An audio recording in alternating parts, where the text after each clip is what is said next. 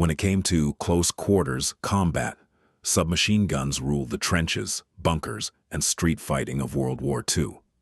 Fast-firing, compact, and deadly at short range, these weapons changed infantry tactics forever. This is every major submachine gun of the Second World War. Starting with Germany, MP-18. This weapon was actually a holdover from the First World War. It used a side-mounted magazine and fired the 9mm Luger round. By 1939 it was obsolete, but desperate Wehrmacht units still deployed it in Poland and Norway when stocks ran low. MP-28, an improved version of the MP-18, this submachine gun featured a straight magazine and better ergonomics. It was sold internationally before the war and saw limited German service, mostly with police and second-line units. Irma, EMP, a sleek, well-made weapon that influenced later designs.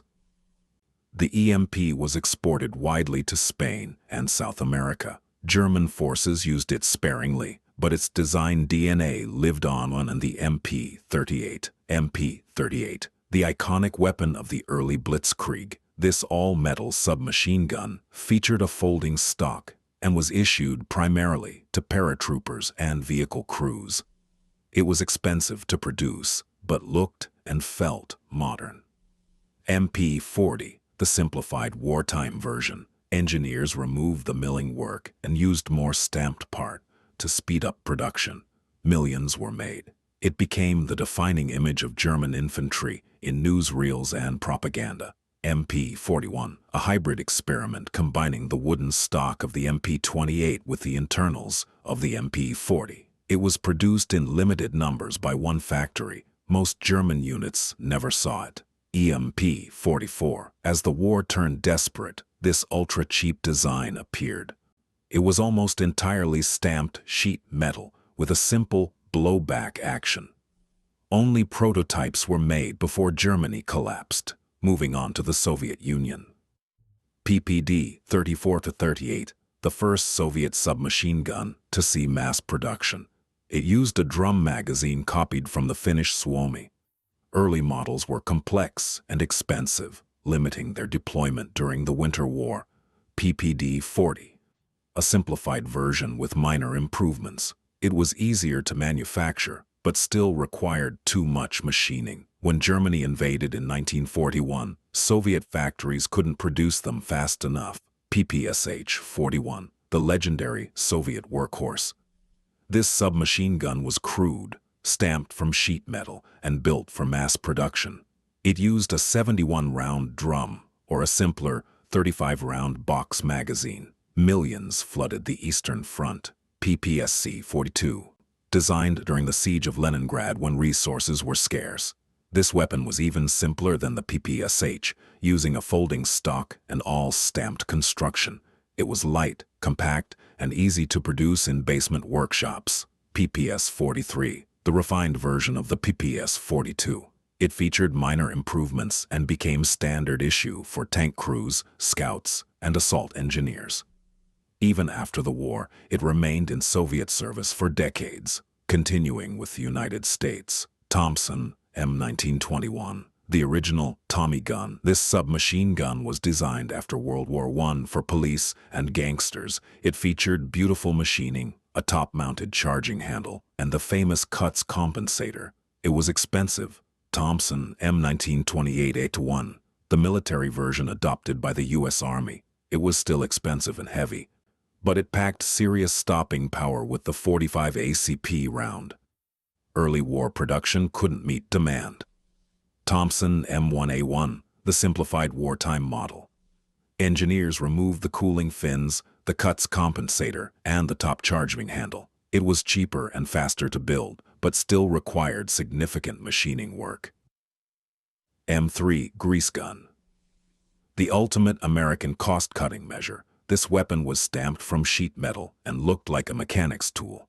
It fired slower than the Thompson, making it more controllable. It cost a fraction of the price. M3A1, an improved grease gun with a simpler cocking mechanism. Soldiers could use their fingers instead of a charging handle. It remained in U.S. service well into the 1990s as a vehicle crew weapon, raising M50, a privately developed submachine gun used by the Marines. It was accurate and well-made, but notoriously unreliable in the mud and sand of the Pacific. Marines hated it and switched to Thompsons whenever possible. Raising M55, a simplified version with a folding wire stock. It was intended for paratroopers and vehicle crews, but suffered the same reliability issues as the M50. Most were relegated to rear echelon security duties. Now let's look at Great Britain. Lanchester, a direct copy of the German MP-28. The Royal Navy adopted it for ship defense and commando raids. It was beautifully made with a brass magazine housing, but far too expensive for mass issue. The Stenmark, Britain's answer to material shortages. This submachine gun was stamped, welded, and ugly. It was cheap, simple, and could be produced in bicycle shops. Early models had a wooden foregrip and a flash hider. Stenmark the Seco. The simplified version. Engineers removed the flash hider and the wooden furniture. It was even cheaper and faster to build. Millions were made and dropped to resistance fighters across occupied Europe. Stenmark III, a variant with a fixed barrel jacket and different manufacturing techniques. It was produced in smaller numbers, mostly by contracted factories. Performance was identical to the Mark II. Stenmark IV, the deluxe model. This version featured a wooden stock, a front grip, and better sights. It was issued to airborne troops and officers who wanted something less crude than the standard Stenmark Orks, a silenced variant for special operations. It used an integrated suppressor and subsonic ammunition. British commandos and SOE agents used it for silent eliminations behind enemy lines. Wellgun, a late-war improvement attempting to fix the Steen's reputation. It featured a pistol grip and better ergonomics, but the war ended before it entered mass production. Moving on to Japan. Type 140, Japan's first submachine gun. It was well made and reliable, but produced in tiny numbers. Japanese doctrine emphasized rifles and bayonets, so submachine guns were considered unnecessary. Type 140 War, a simplified version introduced late in the war. It used cheaper materials and cruder manufacturing. Even then, only a few thousand were made. Most Japanese soldiers never saw one. Continuing with Italy. Beretta Model 1918, Italy's first submachine gun, developed at the end of World War I. It was a solid design, but saw limited service in the early phases of World War II before being replaced. Beretta Model 1918-30, an improved version with a longer barrel and better sights. Italian troops used it in Ethiopia and Spain, but it was outdated by 1939 standards. Beretta Model 38A, one of the best submachine guns of the war. It was superbly made with excellent accuracy and reliability. It fired faster than most weapons in its class and was highly prized by both Axis and Allied troops. Beretta Model 38-42, a simplified wartime version. It used more stamped parts and was easier to manufacture, but retained the excellent performance of the original Model 38A. Beretta Model 38-44, the final simplification. It was even cruder, with a fixed firing pin and minimal machining. Despite the cost-cutting, it remained effective and reliable. TZ-45, a late-war design that never saw significant production. It featured a unique grip safety and a folding stock.